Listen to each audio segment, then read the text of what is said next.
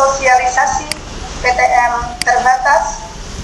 Untuk ini kami mohonkan dan kami persilakan kepada PLT Kepala Dinas Pendidikan Kabupaten Banjar.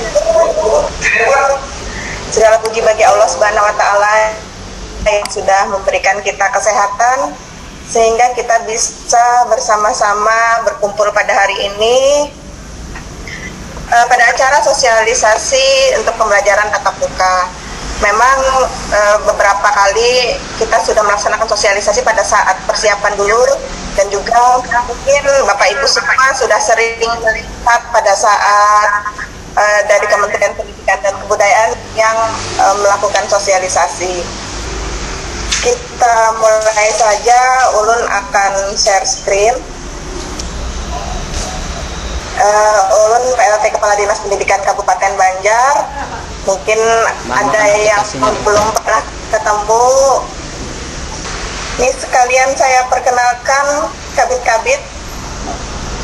Mungkin ada yang belum kenal atau belum pernah ketemu juga.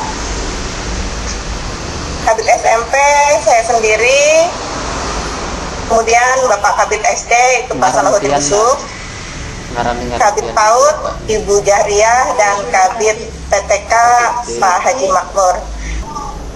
Dasar pelaksanaan pembelajaran tatap muka kita yaitu yang pertama SKB 4 Menteri nomor 3 KB 2021. Yang di bawahnya itu adalah nomor dari Dinas Kesehatan, Kementerian Kesehatan, Kementerian Dalam Negeri, dan juga Kementerian Agama, yaitu tentang panduan penyelenggaraan pembelajaran di masa pandemi COVID-19 tanggal 30 Maret 2021. Ini sudah sering kami share ke grup-grup, bisa juga di-download sendiri.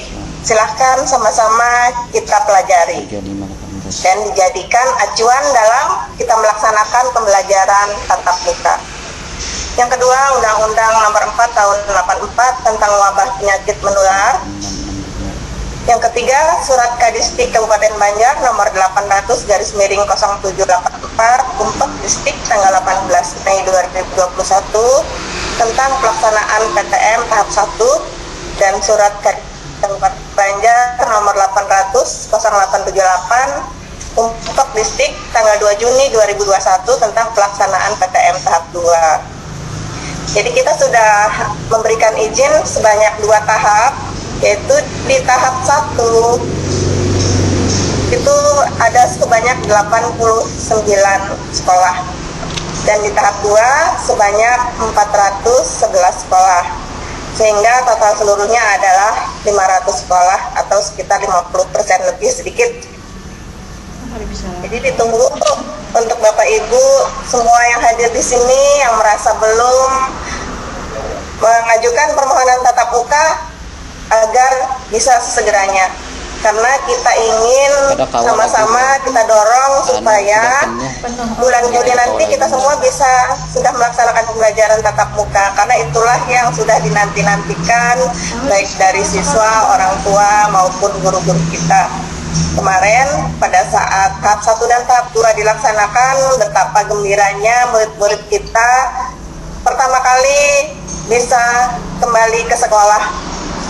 Apalagi murid-murid yang masih kecil-kecil, yang kelas 1 SD, kemudian kelas 1 SMP, selama 1 tahun tidak pernah menginjakkan kaki di sekolah, sehingga waktu ketemu tuh seru sekali. Baik, yang pertama adalah untuk pembelajaran tatap muka terbatas.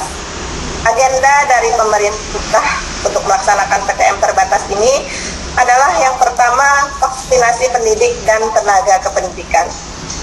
Sedangkan yang kedua, kebijakan pembelajaran di masa pandemi COVID-19. Selama 1 tahun, tepatnya bulan Maret tahun 2020, kita mulai pembelajaran jarak jauh pada saat pandemi COVID terjadi, sehingga menimbulkan sosial negatif yang berkepanjangan. Anak-anak kita banyak yang putus sekolah, terutama yang di jenjang SMP. Angka putus sekolahnya meningkat sangat tajam, karena salah satu alasannya yaitu anak-anak harus bekerja. untuk membantu keuangan keluarga di tengah krisis pandemi COVID-19. Dan ini menjadi tugas kita. Bapak Ibu Kepala Sekolah banyak yang cerita, Ibu kapan kita bisa pembelajaran tatap muka. Kami ingin mencari kembali anak-anak kami yang selama pembelajaran jarak jauh ini tidak tahu kabarnya ada di mana. Banyak yang ikut orang tuanya kerja ke sana kemari. Padahal anak-anak ini kalau mungkin sudah pernah terima uang atau masukkan uang, mungkin dia menjadi agak sulit untuk kembali ke sekolah. Tapi ulun salut dengan semangat Bapak Ibu semua yang mencari anak-anak kita untuk mengembalikan mereka ke bangku-bangku sekolah kita. Kemudian juga persepsi orang tua. Orang tua tidak melihat peranan sekolah dalam proses belajar mengajar kalau tidak dilakukan secara tatap muka. Yang ini sangat terbukti. Pada saat PPDB, penerimaan murid baru, itu jumlahnya memang berkurang. Karena apa? Kata orang tuanya, kena aja gin ulun daftarkan kalau sudah sekolah lagi. Padahal jarak jauh, belajar jarak jauh pun itu juga sekolah, tapi dianggap masyarakat itu belum sekolah. Jadi kena aja mun yang sudah turunan hanya didaftarkan biar orang tua. Ada juga yang daftarkan anaknya atau memindahkan anaknya ke pondok-pondok pesantren atau madrasah karena di sana sudah melaksanakan pembelajaran tatap muka. Jadi dalam persepsi orang tua, kalau tidak datang ke sekolah sama aja dengan tidak belajar.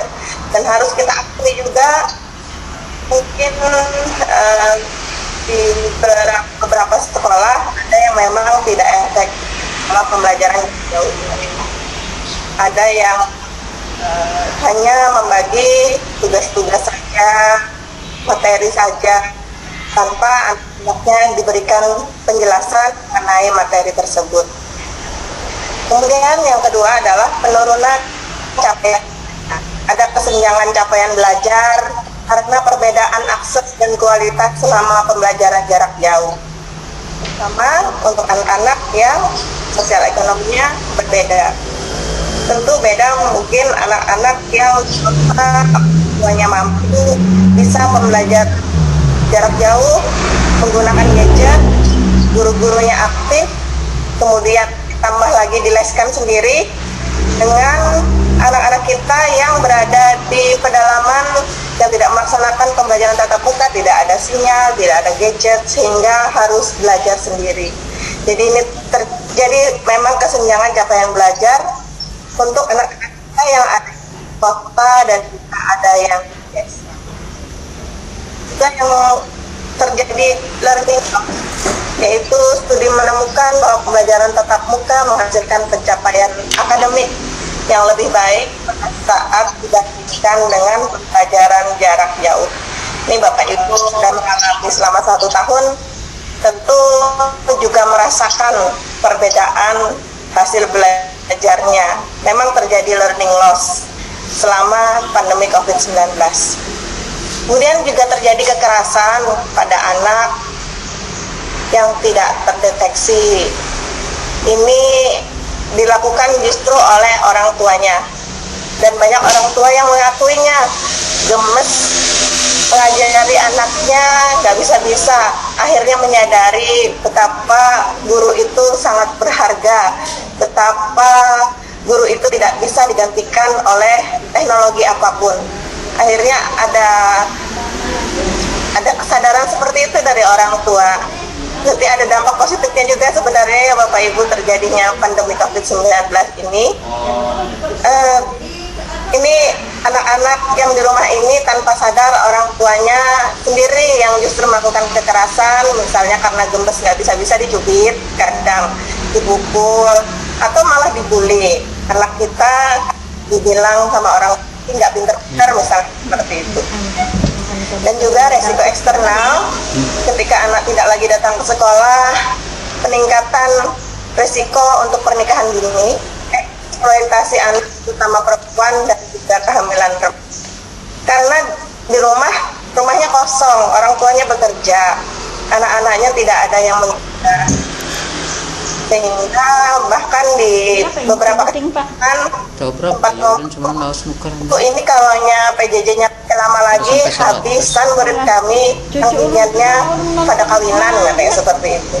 Jadi memang benar jadi pembelajaran tatap muka ini adalah solusi, pembelajaran tatap muka terbatas ini adalah solusi dari angka putus sekolah, penurunan capaian belajar dan kekerasan pada anak dan resiko eksternal lainnya. Kenapa dinamakan terbatas? Karena memang kita tidak melaksanakannya seperti pada saat sebelum pandemi.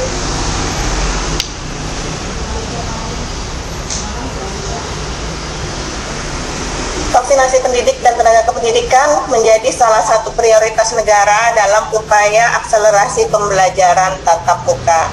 Sasaran vaksinasi itu mencakup pendidik, guru, dosen, kemudian tenaga kependidikannya, operator sekolah, cleaning service, pegawai TU, dan siapapun yang ada berada di lingkungan sekolah. Jadi tidak hanya yang diberikan vaksinasi. Vaksinasi juga diberikan pendidik dan tenaga pendidikan dari seluruh jenjang. Kalau di bawah Dinas Pendidikan Kabupaten Banjar berarti mulai dari PAUD, SD, dan SMP. Tidak dibeda-bedakan negeri dan swasta, formal maupun non formal, termasuk pendidikan keagamaan, semua diberikan vaksinasi. Bahkan prioritas untuk tahap 1 ini adalah pendidik dan tenaga pendidikan dari PAUD, SD, SMP, dan sederajat, karena untuk anak-anak kelas rendah ini yang paling membutuhkan untuk pembelajaran tatap muka. Kalaunya untuk SMP, SMA itu karena sudah dewasa dan perguruan tinggi, mungkin anak-anaknya sudah autopilot, nggak usah didampingi orang tuanya, sudah bisa sendiri klik sana, klik sini, klik classroom. Tapi kalau anak-anak yang di kelas rendah ini kan memang harus didampingi oleh guru-gurunya, sehingga pendidik dan tenaga kependidikannya juga menjadi prioritas untuk pemberian vaksin. Vaksin untuk tenaga PTK ini ditargetkan selesai pada akhir bulan Juni 2021. Ini kita sedang memasuki bulan Juni tahun 2021. Berarti Bapak Ibu yang belum divaksin, tolong segera melaporkan dirinya ke puskesmas terdekat agar bisa dilaksanakan vaksinasi. Jadi untuk aku paling lambat pada akhir minggu kedua Mei 2021, harusnya PAUD dan SD sudah selesai pada bulan Mei kemarin. Kemudian SMP, SMA, SMK, dan sederajat paling lambat Mei 2021, dan pendidikan tinggi paling lambat Juni 2021. Tapi tidak ada kata-kata terlambat. Yang belum vaksin bisa melaksanakan vaksinasi agar kita bisa segera melaksanakan pembelajaran tatap muka terbatas.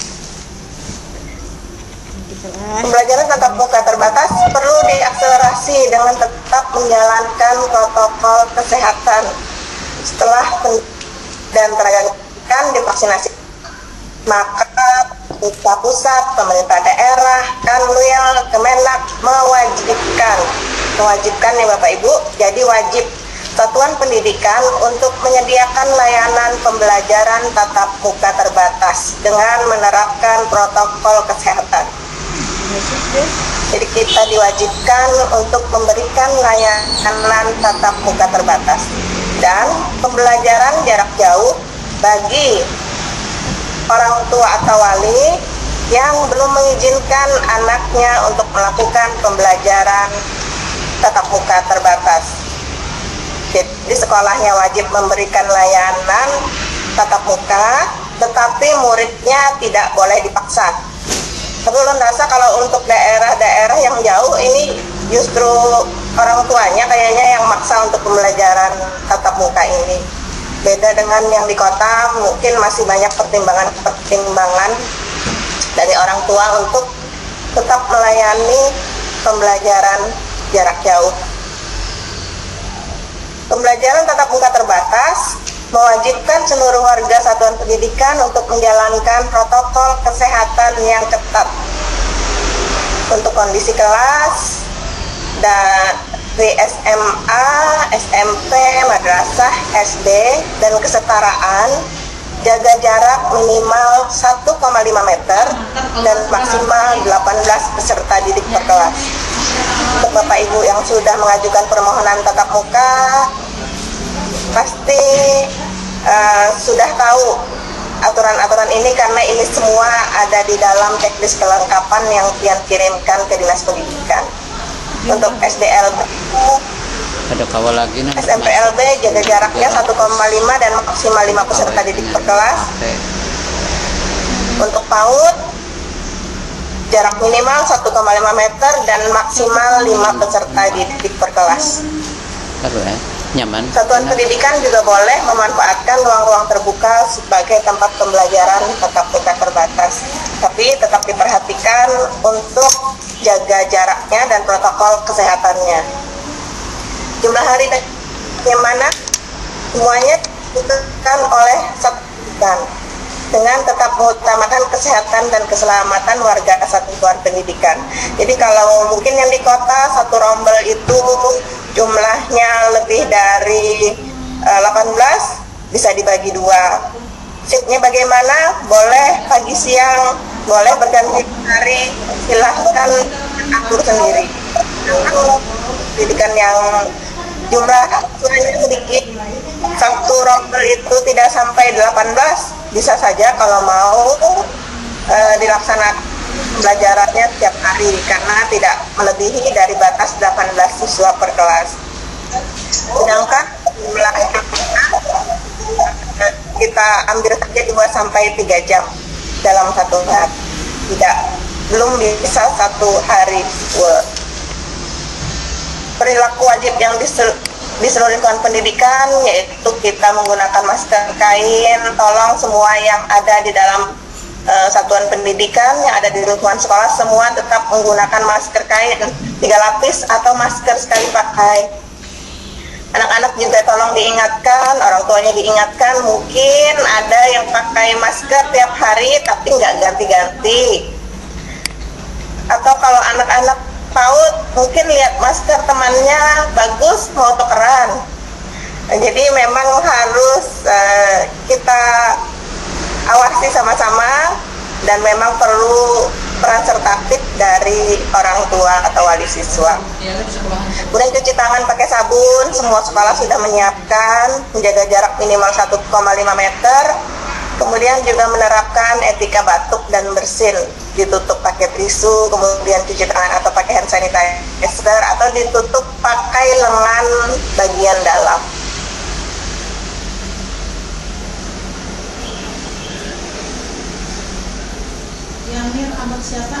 Kondisi medis warga satuan pendidikan harus sehat dan tidak memiliki gejala COVID-19.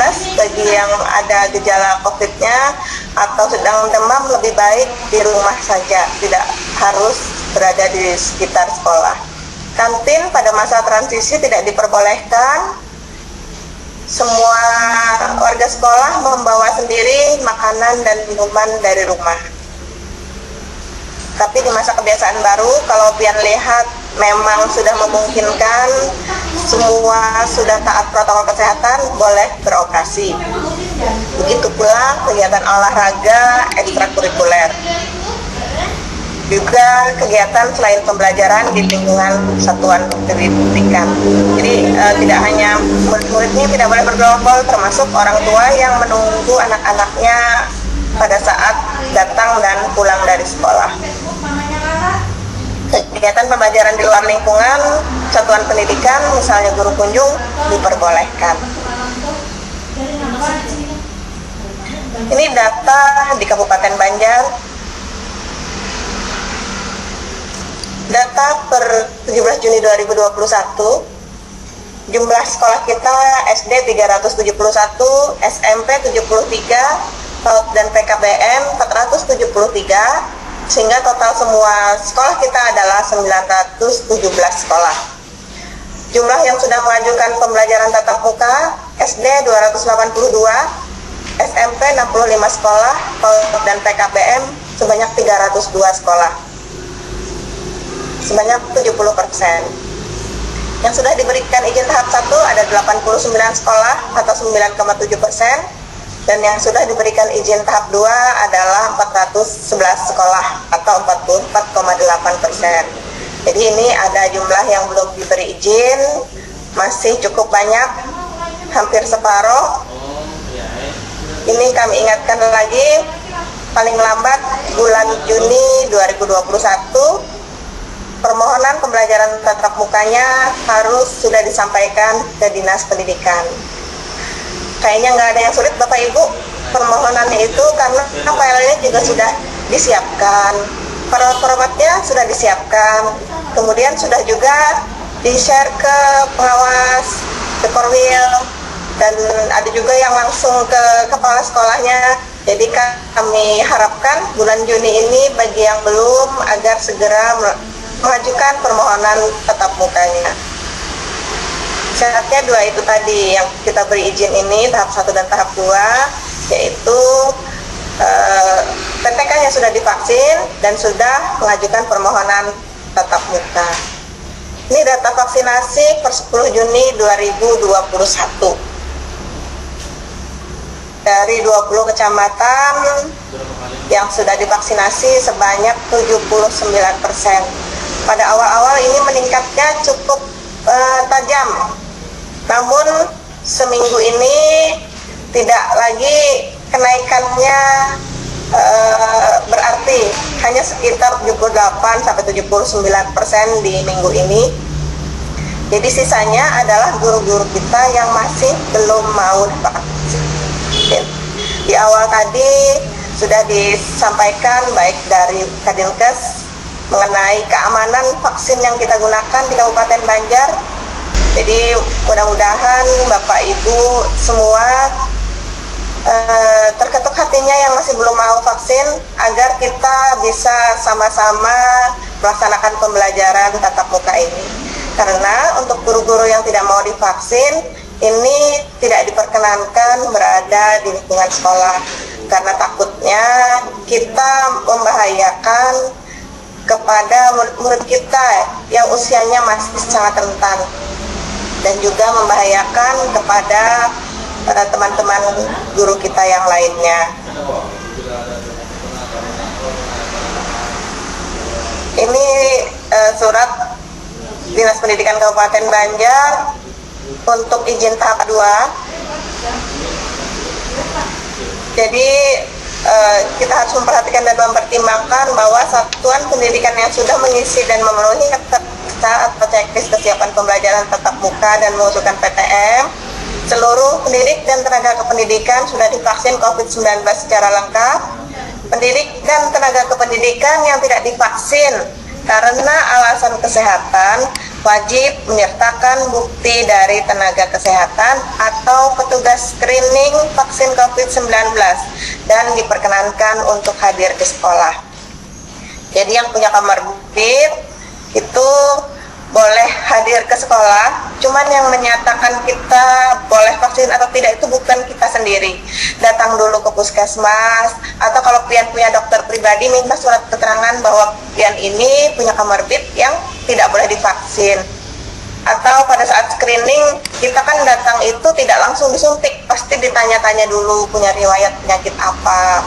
Nah, kalau untuk guru dan tenaga kependidikan yang tidak divaksin karena alasan kesehatan ini, itu boleh saja tetap hadir ke sekolah. Tapi yang nomor 4, pendidik dan tenaga kependidikan yang tidak mau divaksin tanpa alasan kesehatan tidak diperkenankan hadir ke sekolah dan dianggap tidak hadir karena dikenakan sanksi sesuai peraturan kepegawaian yang berlaku. Bapak Ibu, kalau yang di rumah saja dalam 1-2 bulan mungkin teman masih mau membantu menggantikan mengajar, tapi untuk jangka panjang mungkin teman-temannya tidak mau lagi karena pekerjaan sendiri aja sudah banyak, ditambah lagi membantu temannya yang tidak hadir ke sekolah karena tidak mau divaksin ini. Jadi marilah kita sama-sama menyadari, kita jangan egois karena keinginan kita yang tidak mau divaksin sehingga kita mengorbankan pendidikan, mengorbankan anak-anak kita semua. karena vaksin ini juga sudah dijelaskan oleh baik tenaga kesehatan maupun ulama, alhamdulillah aman.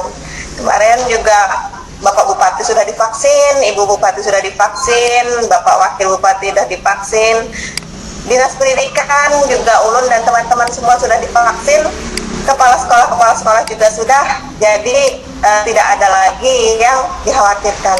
Kami ini divaksin karena akan menjadi contoh bagi pian semua. Pian semua akan menjadi contoh bagi masyarakat di sekitar pian. Nanti masyarakat akan ngomong, biasanya guru ini kan juga adalah seorang tokoh di masyarakat. Gurunya aja nggak mau divaksin katanya, jadi kami juga kada mau. Jadi jangan sampai seperti itu, kita harus memberikan contoh, apalagi kita adalah seorang pendidik.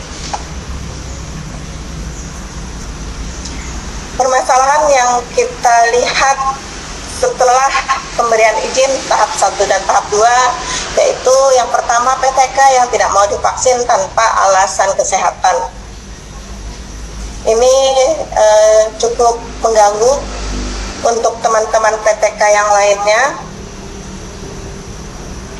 Kemudian prokes dilanggar di sekolah, walaupun sebagian besar tidak melanggar, tapi masih ada yang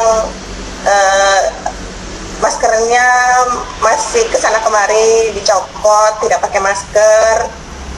Kemudian ada bergerombol seperti itu, namanya murid lama nggak ketemu, Bapak Ibu lah, kayak kita juga lawas kada ketemu kawan, begitu ketemu kawan yang selfie lah, makan bersama. Anak-anak kita sama ulun lihat itu di sekolah karena lama nggak ketemu temennya ya, gawil-gawil, senggol-senggol, pandiran ya, karena euforia begitu senangnya mereka bisa kembali ada di sekolah. Kemudian orang tua tidak bekerja sama, maksudnya di sini ada yang datang ke sekolah belum sarapan, masuk angin, padahal itu kan akan menurunkan imun kita. Kemudian maskernya tidak diingatkan dari rumah, tidak membawa minum, kemudian yang diantar dan dijemput itu belum diantar dan dijemput tepat waktu. Yang keempat adalah pedagang-pedagang di sekolah masih ada, dan ini kemarin pada saat di Komisi 4 ini juga menjadi sorotan. Masih ditemukan paman-paman pentol, paman-paman yang berjualan di sekitar sekolah, sehingga pada saat anak-anak kita pulang tuh, karena dia membawa sangu, disangui oleh orang tuanya, akhirnya bergerombol lagi jajan di paman-paman ini. Kemarin juga saya sampaikan bahwa kadang-kadang paman ini kali ditagur, kadang-kadang pacutnya di kampung situ, sehingga mungkin itu yang menyebabkan kenapa pedagang-pedagang masih ada di sekitar lingkungan sekolah. Tapi kita coba untuk membicarakan ini kembali dengan pedagang-pedagang itu, mungkin bisa lewat pembakal atau tokoh-tokoh masyarakat yang ada di sekitar sekolah. Yang kelima, masih ada sekolah yang belum mengajukan permohonan tatap muka. Ini kembali belum ingatkan, Bapak Ibu, paling akhir adalah bulan Juni. Bapak Ibu pengawas, tolong diingatkan lagi sekolah-sekolah di bawah binaannya untuk mengajukan permohonan tatap muka ini di bulan ini, sehingga bulan Juli kita bisa sama-sama untuk melaksanakan PTM terbatas. Dan kemarin yang terakhir, kebersihan sekolah dan sarpras belum terpenuhi. Ini kemarin pada saat sekolah-sekolah kita ditinggal lama, libur panjang pada saat bulan puasa, bahkan mulai saat awal COVID ada beberapa sekolah yang memang tidak terawat. Harapannya setelah dimulainya PTM ini, kembali sekolah-sekolah kita menjadi perhatian, menjadi tempat yang bersih. Rumput-rumputnya, kebersihannya maupun sarpras selama untuk menghadapi pandemi COVID-19. Ini kemarin contoh-contoh dari teman-teman kita yang sudah melaksanakan pembelajaran tatap muka, mengukurkan suhu tubuh, semuanya pakai masker, semuanya tertib, ada tempat cuci tangan sebelum masuk ke dalam kelas, dan di dalam kelas juga menjaga jarak antara satu meja dengan meja lainnya. Nanti juga akan disampaikan best practice atau pengalaman terbaik dari teman-teman kita, baik dari jenjang PAUD, SD dan SMP, untuk menjadi inspirasi Bapak Ibu semua bagi yang akan melaksanakan pembelajaran tatap muka atau yang belum melanjutkan pembelajaran tatap muka. Sebelum ditutup, Ulun ingin menyampaikan quotes untuk mengingatkan kembali, terutama untuk diri saya sendiri, saat kita bersedia menjadi PNS, P3K, tenaga kontrak atau honorer, berarti kita berkomitmen untuk mengikuti aturan pemerintah. Apapun itu, termasuk vaksinasi dan lain sebagainya. Ini menjadi bahan renungan kita. Mudah-mudahan teman-teman yang masih belum mau divaksin, hari ini tergerak hatinya karena ingin melihat anak-anak kembali ke sekolah, agar suasana di sekolah menjadi nyaman. Mari kita sama-sama melaksanakan vaksinasi ini. Sekali lagi terima kasih, mohon maaf apabila dalam penyampaian ada yang kurang berkenan. Assalamualaikum warahmatullahi wabarakatuh. Terima kasih kepada Bunda Riana PNS TFS, yang mana beliau sudah memaparkan tentang pembelajaran tatap muka, yang mana pembelajaran tatap muka ini sangat diharapkan terutama bagi orang tua dan peserta didik. Jadi dengan apa yang disampaikan oleh Bunda Riana PNS tadi, semoga pembelajaran tatap muka kita ke depannya nanti lancar dan akan berkelanjutan seperti dulu.